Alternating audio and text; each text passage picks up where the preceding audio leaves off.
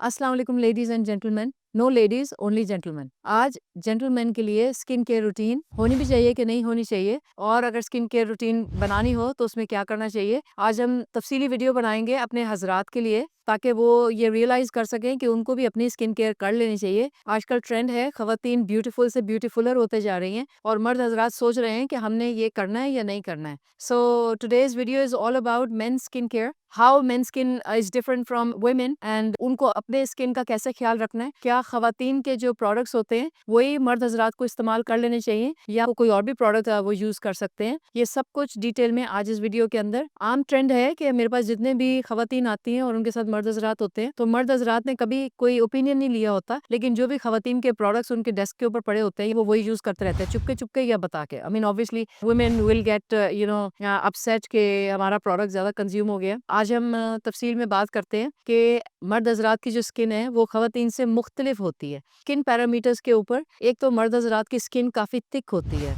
ठीक है। It's because उनके जो डर्मल लेयर होते हैं उसके अंदर कोलेजन बहुत ज्यादा होता है। So male hormones trigger collagen formation, that's why men की जो स्किन है वो ओवर टाइम थिक होते रहती है और थिक रहती है। Number 2, main skin produce 2 times मोर ऑयल्स देन फीमेल स्किन या देन वुमेन स्किन, तो उसकी वजह से वो ऑयली भी बहुत रहती है। और अगर बहुत ऑयली हो तो क्या क्या प्रॉब्लम्स आ सकते हैं, एक्ने हो सकती है, ओपन पोर्स हो सकते हैं, और ऑब्वियसली अगर एक्ने आ रही है तो स्कार्स भी हो सकते हैं। इसके बाद मेन स्किन के अंदर कोलेजन का कंटेंट बहुत ज्यादा होता है, which makes their skin firmer and keeps it firmer for longer duration of time. Men skin के अंदर मेलानिन का कंटेंट अच्छा होता है जो कि उनको नेचुरल सन प्रोटेक्शन भी देते हैं। मेन स्किन के पीएच खवातीन से डिफरेंट होती है, it's slightly lesser than 5 which has a pros and cons. एक तो ये कि कुछ प्रोडक्ट्स साथ वो इरिटेट ज्यादा हो सकती है, and that's a preventive factor also, since उन्हें बहुत बाहर पॉल्यूशन में घूमना होता है, इधर उधर एटमॉस्फेयर से बहुत एक्सपोज्ड होते हैं, तो वो उनके लिए एक प्रिवेंटिव पॉइंट भी है। एंड देन शेविंग उनके स्किन के ऊपर एक यूनिक किस्म के प्रॉब्लम्स बनाते हैं जो कि वुमेन ने नहीं करना होता। खासतौर पे प्रॉब्लम्स जो है ना वो मेन के अंदर ही होते हैं। क्या क्या हो सकते हैं, स्किन इरिटेट हो सकती है, बम्पी स्किन रह सकती है हर वक्त शेविंग के साथ, पोस्ट शेव बम्प्स जिनको कहते हैं, और इनग्रोन हेयर्स भी हो सकते हैं। सो बॉटम लाइन इज के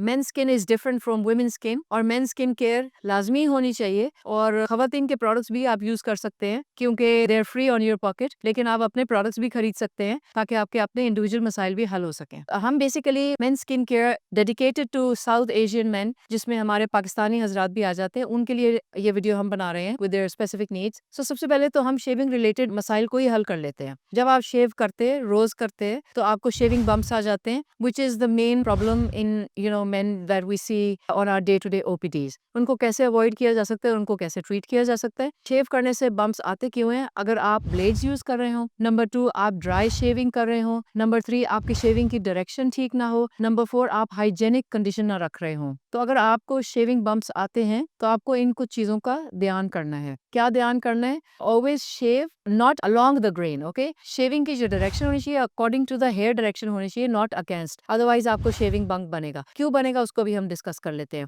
दूसरी बात है, आपने ड्राई शेव नहीं करना, you always have to apply shaving foams और शेविंग क्रीम्स व्हाटएवर। आपने अपने क्लीनिंग रेजर को आफ्टर एवरी स्ट्रोक वॉश करना है, ताकि वो जो आपका उसके अंदर रेजिडुअल हेयर आ गया है वो ट्रैप ना हो जाए और वो आपके अगले स्ट्रोक के साथ स्किन के अंदर डिपॉजिट ना हो जाए। इसके अलावा ये कि जब आप शेव कर रहे होते हैं आपने स्किन को बहुत पुल नहीं करना, ओके। व्हाई? बिकॉज जब आप पुल करते हैं और आप शेव कर लेते आप स्किन को छोड़ते हैं, तो जो आपका हेयर होता है वो रिट्रैक्ट होकर वापस स्किन में चला जाता है, और फिर वो स्किन में चले जाता है, फिर वो वहीं पे ग्रो करते रहता है, which eventually land into ingrown hair. So ये सारे मामलात करने से क्या होता है, actually why these razor bumps are made, because आपका जो हेयर होता है जब आप रिमूव कर लेते हैं, हमारे साउथ एशियन स्किन के ऊपर जो हेयर आते हैं वो थिक एंड कोर्स होते हैं, ठीक है। जब आप उनको रिमूव करते हैं डीप डाउन और deeper down with multiple blades और विद स्ट्रेच स्किन, जब आपका स्किन वापस जाता है, हेयर रिट्रैक्ट करता है, वो अंदर ही हो जाता है और अंदर ही ग्रो करने शुरू हो जाता है। फिर इनिशियली वो रेजर बम्प बनता है और इसके साथ साथ लीडिंग इनटू इनग्रोन हेयर। अगर आपको शेविंग बम्प्स बनते हैं तो you can always use to prevent topical antibiotic lotion pre and post your shave. You can always apply some glycolic acid और salicylic acid exfoliant, maybe to wash your skin और to apply post your shave, ताकि आपको ये razor bumps ना बने, और अगर बन बन गए हैं तो एलिमिनेट हो जाए। इसके बाद आप azelaic acid, salicylic acid, benzoyl peroxide, mandelic acid, glycolic acid, ये AHA BHA टॉपिकल यूज कर सकते हैं to help them heal. Okay, इसके अलावा जो हमारे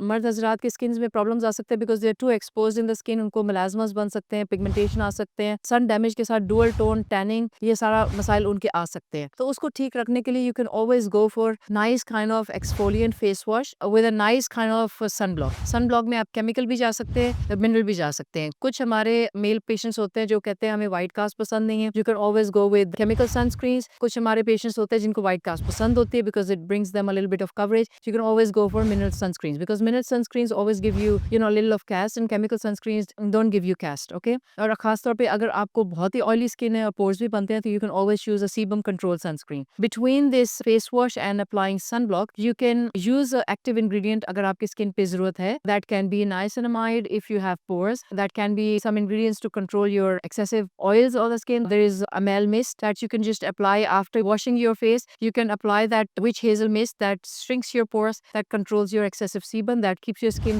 squeaky clean all day long. Then चूंकि ग्लैंड की एक्टिविटी हमारे मर्द हजरात की स्किन में ज्यादा होती है if you compare with women, और रहती भी सारी जिंदगी है, खवातीन का पेरीमेनोपॉज पे सेबेशियस ग्लैंड की एक्टिविटी रिड्यूस हो जाती है लेकिन मर्द हजरात की कंटिन्यू करती है, जिसकी वजह से उनका फायदा भी है कि वो लॉन्ग टर्म एजिंग के साइंस नहीं आते और हाइड्रेटेड रहती है, ऑयल प्रोडक्शन हो रही होती है तो हाइड्रेटेड रहती है। बट उसके कॉन्स भी हैं कि एक्ने प्रोन स्किन हो जाती है और ओपन पोर्स बहुत आते हैं। तो obviously if you have very much acne prone skin और ऑयल तो उसको आपको ऐसे ट्रीट करना है by just applying some kind of nice AHA BHA exfoliants और maybe AHA BHA serum और niacinamide serum can help fix the situation. So just keeping it easy, maybe a wash in the morning with an active and application of sunblock, a wash in the night to improve on the जो आपका dirt accumulation हो गया है skin के ऊपर, और maybe some kind of hydration ingredient in the night, maybe HA, ceramide or some kind of moisturizer sufficient. So if you think कि आपको इतना महंगा खर्चा नहीं करना because हमारे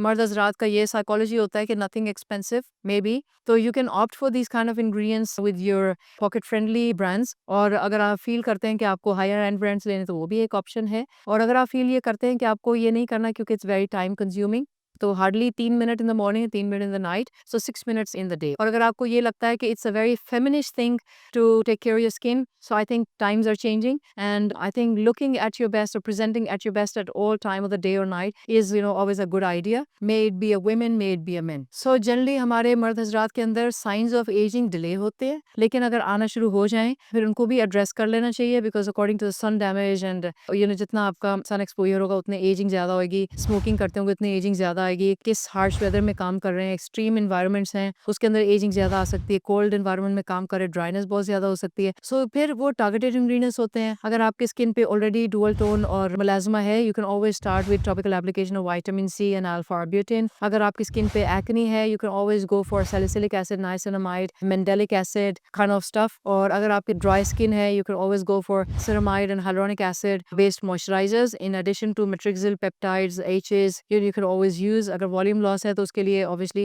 creams can't be sufficient, we can always do a certain kind of treatments in house। Okay, so this is all for today हमारे मर्द हजरात के लिए। So just a nice exfoliant face wash in the morning with a nice kind of right chosen sunscreen for your skin in the morning that you can repeatedly apply after every 2 hours, और रात में एक nice kind of a sunblock with a nice kind of moisturizer, adding actives when it's needed for acne clients, salicylic acid, any kind of AHA BHA peel or cleanser, glycolic acid if there is roughness or dual tone in the skin, once a week maybe you can add AHA BHA mild kind of chemical exfoliant। और रात में if you've started having wrinkles on the face और जिन signs of aging आना शुरू हो चुके हैं, you can always apply retinol। good thing is in male skin is कि आप खवातीन के products तो आपको सूट ही करेंगे because they are gentle on the skin, लेकिन आपकी चूंकि skin thicker है और आपका प्रोटेक्टिव फिनोमेना अल्लाह ने ज्यादा रखा हुआ है तो आप उनसे अग्रेसिव प्रोडक्ट्स की तरफ भी इजीली जा सकते हैं without much harm. But don't go for too aggressive products because अगर हार्म हो जाए फिर उसको क्लिनिकली ट्रीट करना पड़ता है। This is all for today, thank you for watching this episode. अगर आप इस वीडियो से फायदेमंद है ये वीडियो आपके लिए, you can always consider subscribing our channel and consider sharing it to others.